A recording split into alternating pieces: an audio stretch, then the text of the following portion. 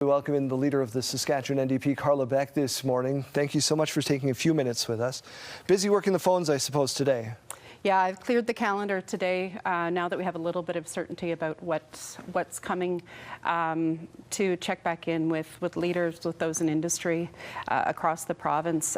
This is a scary time for people in Saskatchewan. There are going to be impacts. What we need to be doing as provincial leaders is making sure that we have a plan for countermeasures. We've seen 8 out of the 10 provinces already announce theirs.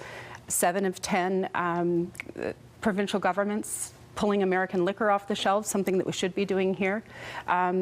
I know Saskatchewan people need to hear from us, and they need those assurances. They need to know that we have a plan. So that's what we're working on. The Premier has said, you have said that Saskatchewan has what the world needs, and in a lot of respects that relates to the agriculture file, which you have kept as the shadow minister.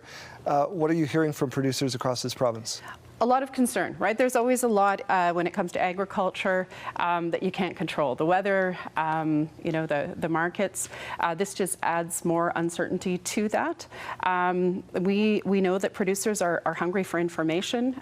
They want to know the impact that this is going to have on them, and they want to know what their government is going to be doing to protect them and their industry, their livelihoods. This is an all-hands-on-deck moment.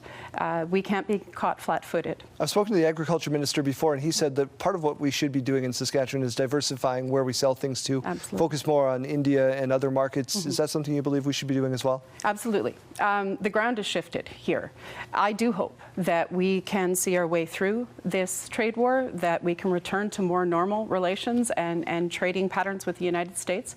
But it's also clear that we need to be investing in trade-enabling infrastructure to be able to move our goods east and west, but also to markets around the world. That means increasing rail, pipeline, power lines, twinning the Trans-Canada coast to coast to make sure that we're not in this position again. All this to say, you have called again for an emergency sitting of the legislature. Mm-hmm. Are you surprised that it has not been accepted or considered in a more serious way? I am. This is an extraordinary time, if anything, in recent memory and in our lifetimes has warranted an emergency session.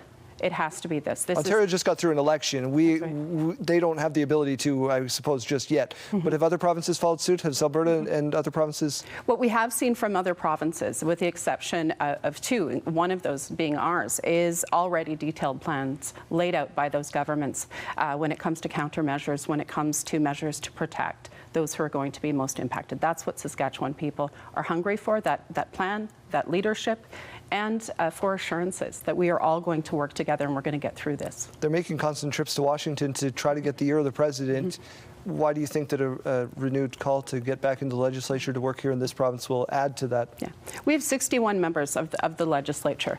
We have called, going back to December, for those meetings to happen. We all have been making those contacts with folks on both sides of the border. That needs to continue. But we need to be able to walk and chew gum here. We need our elbows up, we need to be working hard, and we need to be providing those assurances to Saskatchewan people.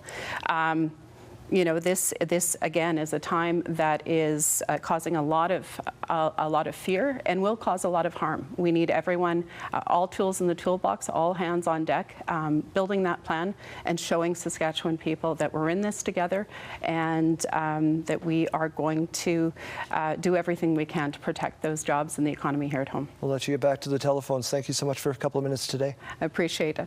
Thank you.